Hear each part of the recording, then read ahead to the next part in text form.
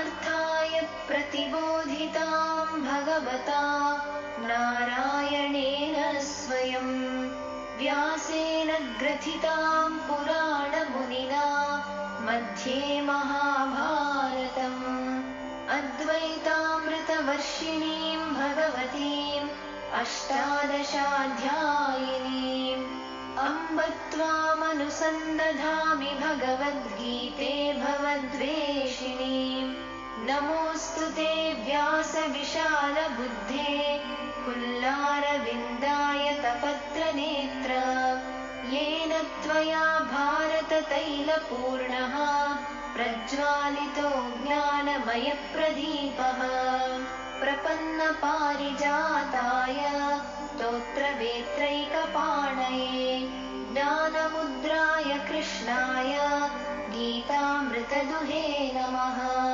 सर्वोपनिषदो गावो दोग्धा गोपालनन्दनः पार्थो वत्सः सुधीर्भोक्ता दुग्धं गीतामृतं महत् वसुदेवसुतं देवं कंसचाणूरमर्दनं देवकी परमानन्दं कृष्णं वन्दे जगद्गुरुं तं ब्रह्मा वरुणेन्द्ररुद्रमरुतः स्तुन्वन्ति दिव्यैस्तवैः वेदैः साङ्गपदक्रमोपनिषदैः गायन्ति यं सामगाः ध्यानावस्थिततद्गतेन मनसा पश्यन्ति यं योगिनो यस्यान्तन्न विदुः सुरासुरगणाः देवाय तस्मै नमः।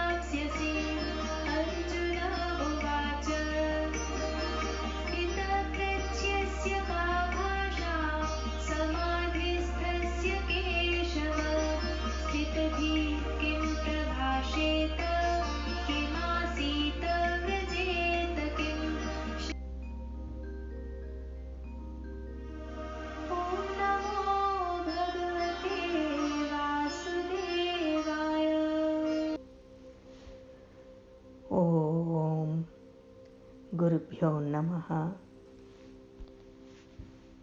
We continue with chapter 2, verses 53 and 54, the essence of Maharishi's commentary to Bhagavad Gita.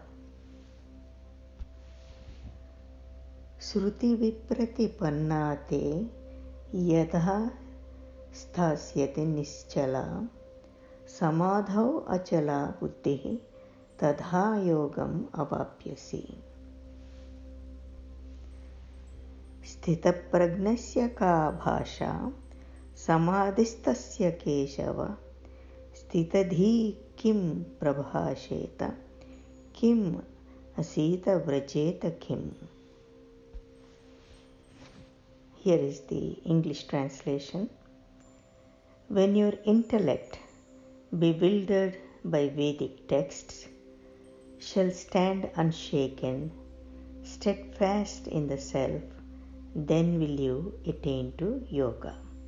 Again, when your intellect, bewildered by Vedic texts, shall stand unshaken, steadfast in the self, then will you attain to yoga.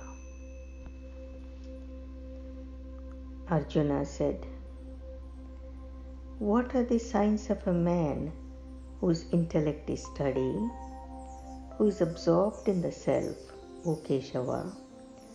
How does the man of steady intellect speak? How does he sit? How does he walk? Again, I repeat, Arjuna said, what are the signs of a man whose intellect is steady, who is absorbed in the self, O Keshava? How does the man of steady intellect speak? How does he sit? And how does he walk? Now going back to verse 52 where we left off, Bhagavan is saying, when your intellect crosses the mire of delusion, then will you gain indifference to what has been heard and what is yet to be heard. Here, Bhagavan is telling Arjuna that what has been heard and what is yet to be heard will be superseded by the experience of reality. For all hearing about truth gains fulfillment only in its direct experience. Because all Arjuna's knowledge of the scriptures and all his learning about right and wrong, about dharma and adharma, has not prevented him from falling into a state of suspension and saving him from becoming inactive. Now coming to verse 53,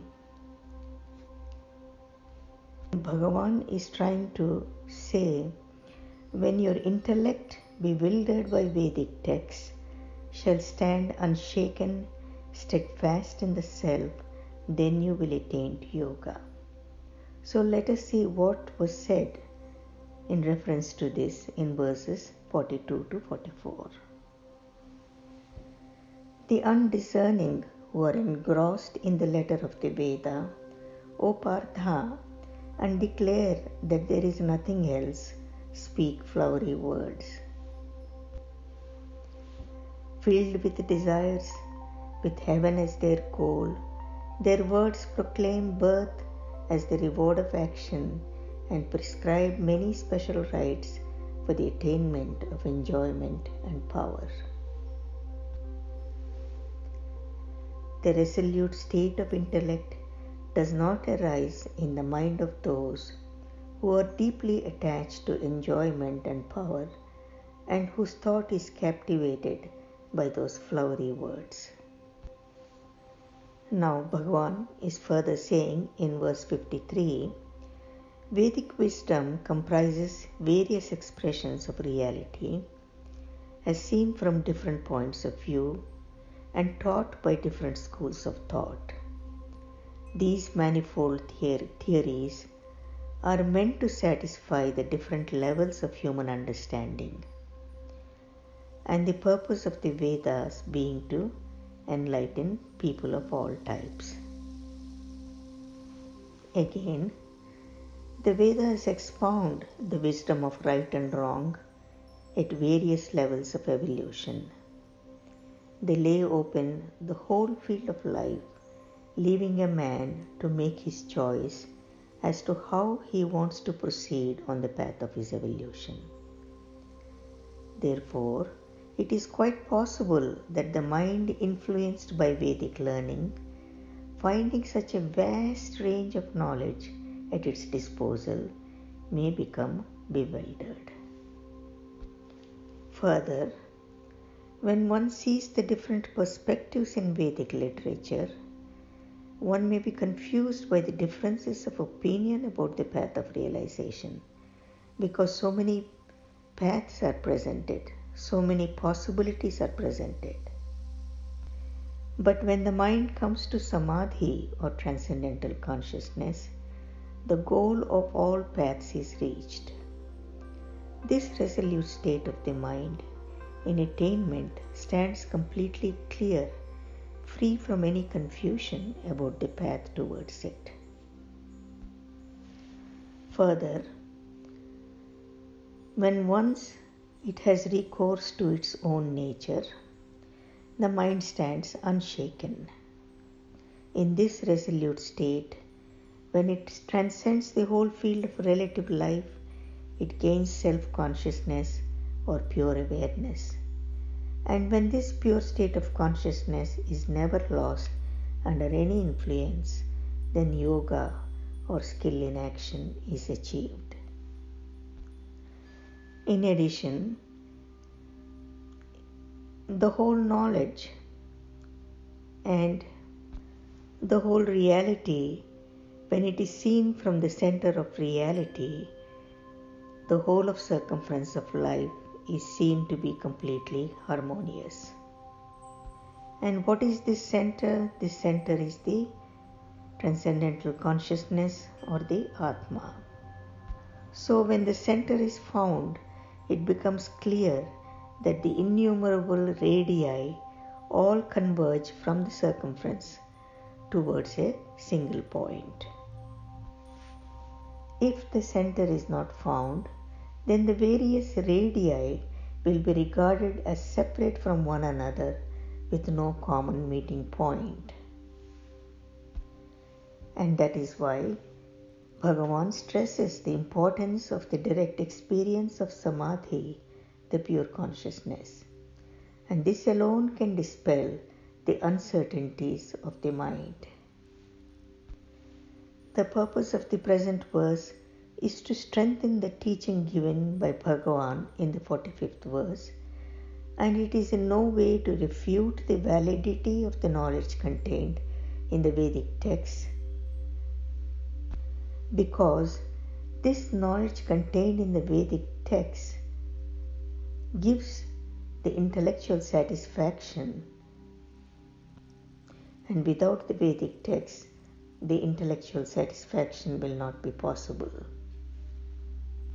All scriptural knowledge becomes significant once reality has been directly experienced. Now let's go back to the 45th verse and see what Bhagavan has said. The Veda's concern is with the three gunas. Be without the three gunas, O Arjuna, freed from duality, ever firm in purity, independent of possessions, possessed of the self. And this is the technique given by Bhagavan for instantaneous realization. And this is the practical way of converging the many-branched mind into the one-pointedness of the resolute intellect. And here the mind is brought to a state where all differences dissolve and leave the individual in the state of fulfillment. Further, Bhagavan reminds Arjuna again about the skill in action as defined in verse 50. He whose intellect is united with the self casts off both good and evil even here. Therefore, devote yourself to yoga. Yoga is skill in action. And in conclusion, Bhagavan says clearly to Arjuna to bring his mind first to transcendental consciousness, and only then the intellect is unshakably established in the state of pure consciousness. So that is to say, unless cosmic consciousness is attained, he cannot obtain yoga or skill in action. In the next verse, Arjuna asks a very practical question. In order to understand more thoroughly how transcendental consciousness is compatible with action and gives rise to skill in action, Arjuna is asking this question. Arjuna said, "What are the signs of a man whose intellect is steady, who is absorbed in the self, O Keshava? How does the man of steady intellect speak? How does he sit? And how does he walk?" Arjuna's question shows that the discourse up to this point has been very clearly understood by him and that his mind is attuned to Bhagavan's thought. Here Arjuna refers to Bhagavan as Keshava, and when he asks for the outward sign of the man of steady intellect, he refers to Bhagavan as Keshava, the one with long hair, and refers to Bhagavan's outward appearance. Arjuna wants to know the distinctive characteristics of a man of steady intellect, both when he is deep within himself, withdrawn from activity, and when he is active. This question also shows that Arjuna's mind is clearer at this moment than it was at the beginning of this chapter, when he could not even think decisively. It also indicates the power of the teaching of Samkhya and Yoga to clarify a man's mind and raise his consciousness. Arjuna has been quietly listening to Lord Krishna. A discourse of 43 verses from 11 to 53 has turned his state of suspension to thoughts of a concrete nature. No longer occupied with thoughts of sorrow, his mind now rises to ask about the practical aspect of the integrated state of mind. And this transformation has taken place just within a few minutes, the time required to speak these verses. There are two ways of life, that of a householder and that of a recluse. Karma Yoga is the way of the householder, while Samkhya, the way of knowledge, is for the recluse. Both types of men achieve the state of steady intellect, and having attained it, rise above the limitations of life and society. For both, their lives present a synthesis of individual and cosmic existence. Again, for both, the freedom that they live and the universal outlook that they hold inspire the society to which they belong. Their lives are an expression of those ultimate values which are the foundation of social values of all time. So both of these, either the householder and the recluse, wherever they are, busy in the marketplace or silent in a Himalayan cave, they are the guiding light of the human race. Now here Arjuna is asking for some signs, some distinguishing marks of such souls. Being a practical man, he wants to know the outward signs of a life of inner fulfillment. Now his question is answered in the following 18 verses, which present the characteristics of realized men who have gained steady intellect, whether by renouncing action through the knowledge of Samkhya or by way of Karma Yoga. Here ends the essence of these two verses, 53 and 54, chapter 2, Samkhya Yoga, Maharishi's commentary on Bhagavad Gita. Now I will add a few words.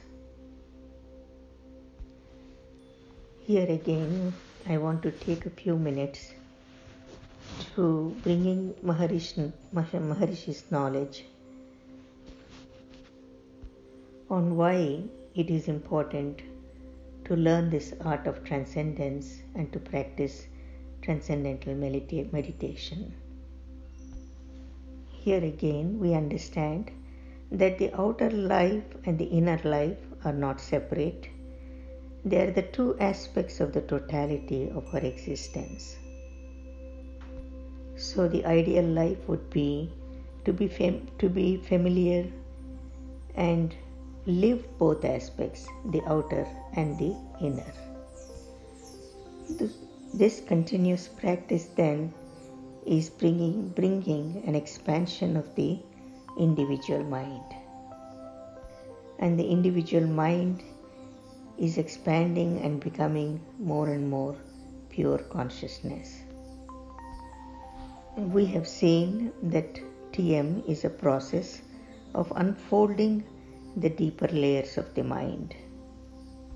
So, this process of transcendental meditation, which can be compared with a dive into the depths of personality, reaches those levels of mind which modern psychology calls by many names, like subconscious or supraconscious. As it reaches them, it illuminates them, activates them, and brings the levels which have been silent or beyond conscious control into consciousness and under control. Here, what we are trying to present is how there is unfoldment of the latent faculties. Here, Maharshi Ji is using an analogy. Like, for example, when we have a thought, I see a flower. We recognize the thought as it reaches the conscious level of the mind. But what we do not know is where and how the thought originated, and through what stages it has come to the level of mental cognition. Suppose this thought is compared with a bubble originating at the bottom of the sea and traveling up through the depths until at last it reaches the surface. This would then give us a picture of the thought process. Since we normally and habitually and perpetually live upon the surface of mind, our bubbles of thought do not become available to our consciousness until they break on the surface. But nevertheless, they have been there ever since they were born in the depths of the ocean of mind, born of the essential constituent of thought which underlies mind, as the bottom of the sea underlies the ocean. So, the development of latent faculties in man is dependent upon bringing into consciousness all levels of thought. What are these all levels of thought? From the deepest and finest to the grossest and most superficial. So, mental perception is in itself a latent faculty, or at least the development of a faculty out of use in man because he does not recognize its value or know how to use it. So, there are many such latent faculties which are ordinarily ignored or suppressed, or whose existence is not even suspected. So, in this process of transcendental meditation, not only are the latent faculties in man revealed, but they are brought out to enrich the life. The revealing of these faculties and the growth of understanding of their function and purpose are things which cannot be achieved intellectually. For this, experience is essential, and with regular and full experience of the characteristics of the deeper levels of the mind, understanding must come. And all of this understanding comes only from